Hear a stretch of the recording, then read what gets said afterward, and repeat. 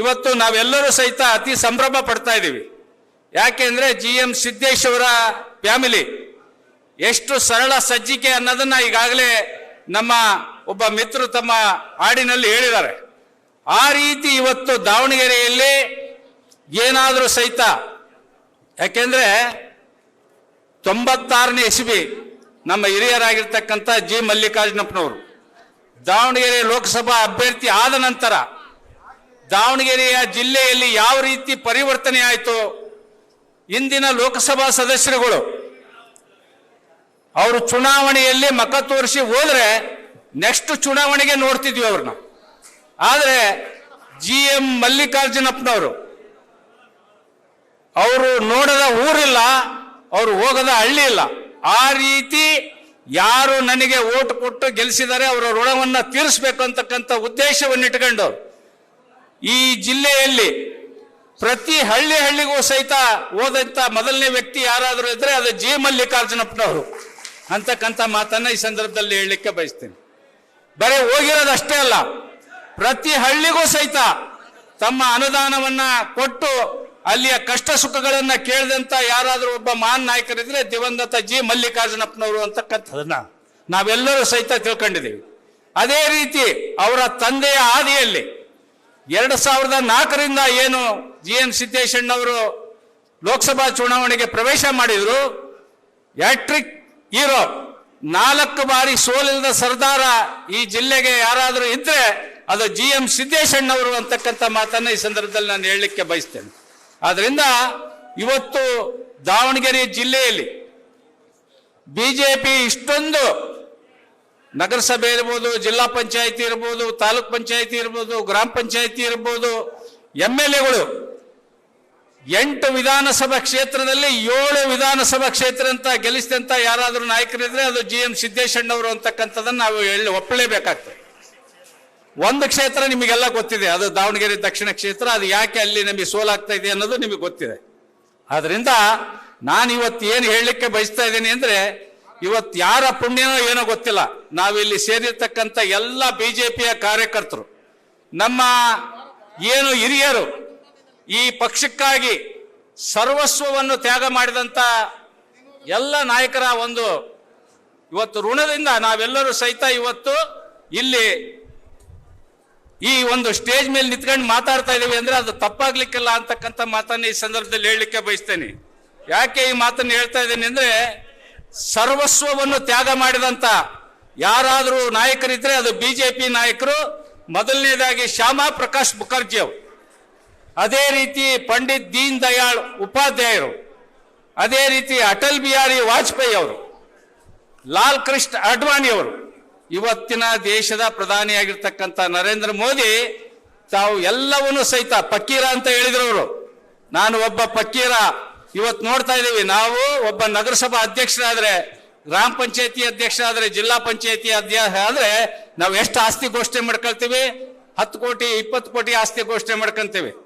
ಇವತ್ತು 13 ವರ್ಷ ಗುಜರಾತಿನ ಮುಖ್ಯಮಂತ್ರಿ, 12 ವರ್ಷ ದೇಶದ ಪ್ರಧಾನಿ. ಅವರ ಆಸ್ತಿ ಬರೇ ಏಕೈಕ ಒಂದು ಮನೆ, ಅದು 1 ಕೋಟಿ ರೂಪಾಯಿ ಬೆಲೆ ಬಾಳ್ತಕ್ಕಂಥ. ದೇಶಕ್ಕಾಗಿ ತ್ಯಾಗ ಮಾಡಿದಂತ ಮಹಾನ್ ನಾಯಕನ ಪಕ್ಷದಲ್ಲಿ ನಾವಿದೀವಿ ಅಂತಕ್ಕಂಥದ್ದೇ ನಮ್ಮ ಪುಣ್ಯ ಅಂತಕ್ಕಂಥ ಮಾತನ್ನ ಈ ಸಂದರ್ಭದಲ್ಲಿ ಹೇಳಲಿಕ್ಕೆ ಬಯಸ್ತೇನೆ. ನಮ್ಮಲ್ಲಿ ಸಣ್ಣ ಪುಟ್ಟ ವ್ಯತ್ಯಾಸಗಳಾಗಿದ್ದಾವೆ, ಇವತ್ತು ಕಾರ್ಯಕರ್ತರು ನೊಂದಿದ್ದಾರೆ. ಆದ್ರೆ ನಾನು ಇವತ್ತು ಏನು ಹೇಳಲಿಕ್ಕೆ ಬಯಸ್ತಾ ಇದ್ದೀನಿ ಅಂದ್ರೆ, ಒಬ್ಬ ಸ್ವಾಮೀಜಿ ಇದ್ರಂತ, ಆ ಸ್ವಾಮೀಜಿ ಹತ್ರ 4 ಜನ ಶಿಷ್ಯಂದ್ರು ತಮ್ಮ ದಿನ ಎಲ್ಲ ವಿದ್ಯಾಭ್ಯಾಸವನ್ನು ಕಲಿತಾ ಇದ್ರಂತೆ. ಅವರ ಚಟುವಟಿಕೆಗಳನ್ನ ಸ್ವಾಮೀಜಿ ನೋಡಿ ಅವ್ರಿಗೆ ಹೇಳಿದೆ, ನಿಮಗೆ ಒಂದು ಮಹತ್ತರವಾದಂತ ವಿದ್ಯೆಯನ್ನ ಕಲಿಸ್ತೀರಿ, ಆ ವಿದ್ಯೆಯನ್ನ ನೀವು ಸಹಿತ ಎಲ್ಲದಕ್ಕೂ ಉಪಯೋಗಿಸ್ಬೇಡ್ರಿ, ಯಾವುದಕ್ಕೆ ಸದುಪಯೋಗ ಆಗುತ್ತೋ ಅದಕ್ಕೆ ಮಾತ್ರ ಉಪಯೋಗಿಸ್ರಿ ಅಂತಕ್ಕಂಥ ಮಾತನ್ನ ಹೇಳಿ ಅವರಿಗೆ ಯಾವ ವ್ಯಕ್ತಿ ಸಾಯ್ತಾನೆ, ಯಾವ ಪ್ರಾಣಿ ಸಾಯ್ತೈತಿ ಅದನ್ನ ಮತ್ತೆ ಪುನರ್ಜೀವನ ಮಾಡೋದಕ್ಕೆ ಅವರಿಗೆ ವಿದ್ಯೆಯನ್ನ ಕಲಿಸ್ಕೊಟ್ರಂತ.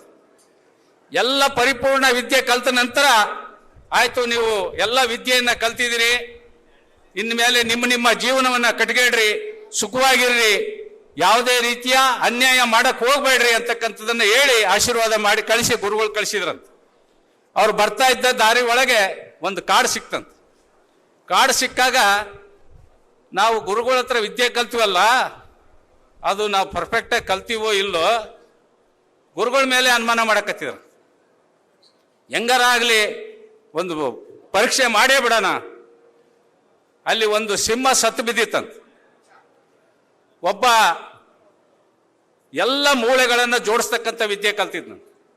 ಅವನು ನೋಡಿ ಅದನ್ನೆಲ್ಲ ತೆಗೆದಿಟ್ಟು ಆ ಸಿಂಹದ ಮೂಳೆಗಳನ್ನು ರೆಡಿ ಮಾಡಿದಂತ. ಸಿಂಹ ರೆಡಿ ಮಾಡ. ಒಬ್ಬ ಮಾಂಸಖಂಡಗಳನ್ನು ಜೋಡಿಸೋದು ಕಲ್ತಿದ್ದಂತ. ಆ ಸಿಂಹಕ್ಕೆಲ್ಲ ಮಾಂಸಖಂಡಗಳನ್ನು ಜೋಡಿಸಿದಂತ. ಮತ್ತೊಬ್ಬ ಅದಕ್ಕೆ ಚರ್ಮವನ್ನು ಒದಿಸ್ತಕ್ಕಂಥದ್ದು ಕಲ್ತಿದ್ದಂತ. ಆ ಚರ್ಮ ಒದಿಸಿದಂತ.